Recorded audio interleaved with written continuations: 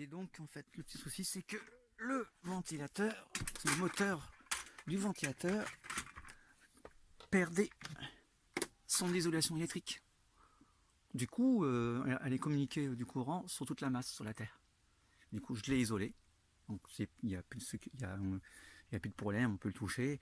Mais voilà, normalement la masse elle est reliée à la Terre et c'est ça que tout le courant se délivre. Mais là, j'empêche le courant d'y parvenir à la main, donc c'est aussi sécurisant. Et puis ce qui est assez amusant, c'est que en période de forte chaleur, et une très forte chaleur, le moteur a du mal à se lancer de lui-même. Du coup, c'est pour ça que je vais donner celui-là. Et je sais pas si on connaissait, mais le boîtier qui s'est cassé, hein. C'est le petit boîtier, ouais. Parce que quand je l'ai récupéré en été, vous voyez, c'est un de bureau que j'ai mis sur un sud de pied. Disons à peu près là. C'est pour ça qu'il est légèrement, le diamètre est légèrement plus petit. Et je sais pas, vous connaissez, hein, mais bien. La boîte, c'est une boîte, ouais. Une boîte de préservatifs. Donc quoi, on peut fabriquer avec n'importe quoi. Alors là, ah oui, on ne voit rien bien sûr. Voilà, ici j'aime bien tout ce qui est bobine ici. Je vous montre encore ce que j'ai. Le truc fonctionne et je me suis servi comme cette multimètre, c'est exactement la même chose que celui-là. Hein. C'est une bobine qui fonctionne avec un champ champ magnétique qui est induit avec le champ le courant électrique, tout simplement en résistance nulle, donc pour un courant assez important, le maximum là c'est dans les 200 microampères. Là, 1200 ampères c'est beaucoup plus fin. Donc on peut considérer que c'est considéré en milliampères mètres. Ben c'est ça que je faisais. J'ai utilisé ce milliampères mètres et quand elle résiste avec une sonde, une CTP ou une CTN, la résistance elle diminue. Ouais, elle diminue avec la chaleur, ouais. Plus c'est chaud, plus la résistance elle est, c'est bien ça, CTN. Et bien, donc avec une CTN on continue, plus c'est chaud, plus la résistance est nulle, donc voilà. On a 250 degrés Celsius pour un four, alors que une température ambiante, la résistance est beaucoup plus forte, donc courant beaucoup plus faible. C'est comme ça qu'en fait je l'ai étalonné, mais bon, je l'ai utilisé un autre en bas. La sonde est toujours là et j'ai mis sur un autre parce qu'il était bien allumé. Ça c'est plus un petit projet de temporisateur avec des 555. Au bout d'un certain moment, ça joue le rôle de 2 minutes. Au bout d'un certain moment, j'ai mal à ouvrir.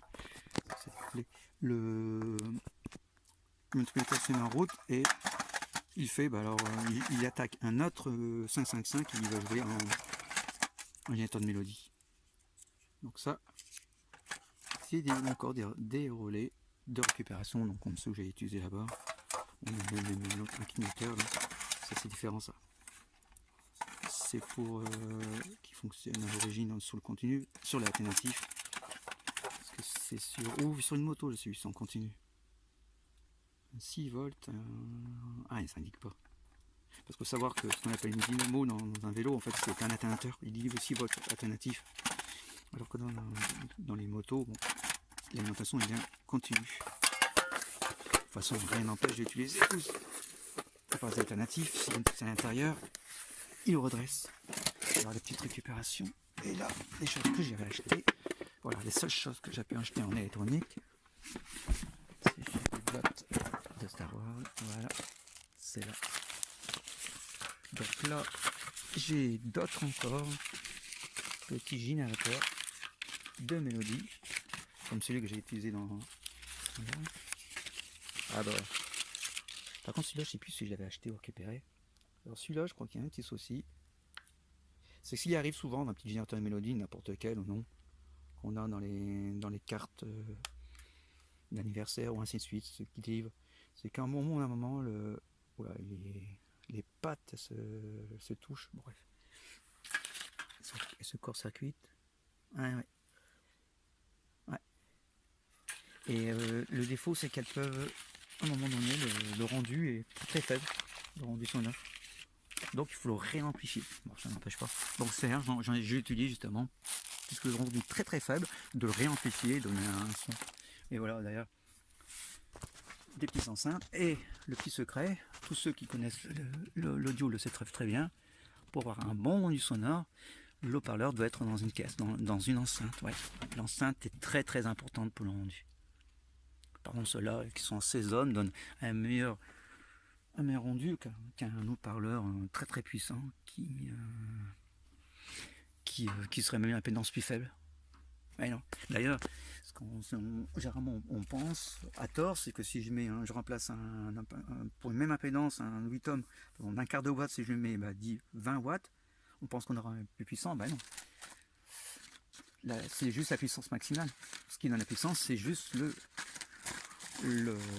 l'amplificateur, c'est tout.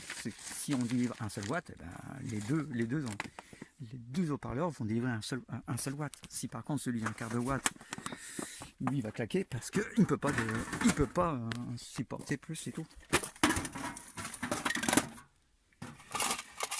Et encore, ne jamais s'amuser à... C'est vrai que si on remplace une 8 ohms par 4 ohms, on va avoir 2 fois plus de puissance, d'accord, mais là, c'est le générateur qui claque parce qu'il n'est pas censé délivrer plus de puissance.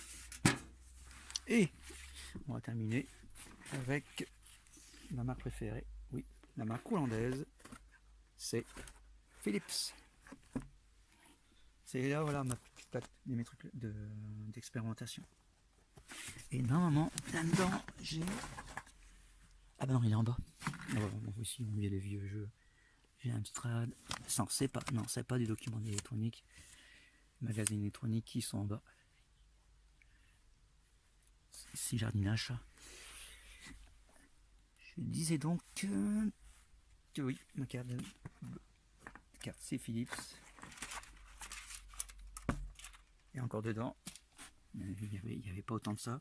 Voilà, plein de résisteurs de récupération. Le défaut, on voit tout de suite, normalement tout doit être trié. Je vais à chaque fois perdre le temps à pouvoir les lire et ainsi de suite.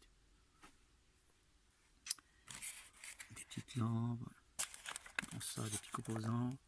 Ça, vous dites, c'est quoi ça? Oui, ce sont des diodes. C'est très peu commun, des condensateurs. On peut avoir ces diodes de cette forme-là. Elles sont assez de puissance, celles-là. Voilà, c'est avec quoi que je fais l'expérimentation. Après, maintenant, on le fait aussi. On arrive aussi à faire sous logiciel avec une marque que j'ai connue quand j'ai enseigné licence physique, c'était Croco. Il y a quand même un défaut, on ne peut pas rajouter deux haut-parleurs ou d'autres. Ça, on peut pas demander mieux. Voilà, on va donner une idée de la Lion's Den, voilà. Qui est évidemment située dans le grenier. Et on remarque tout de suite la première chose, ben oui, l'isolation a été faite, c'est impeccable, mais il n'y a jamais eu d'éclairage naturel, et c'est ça qui manque énormément. Voilà.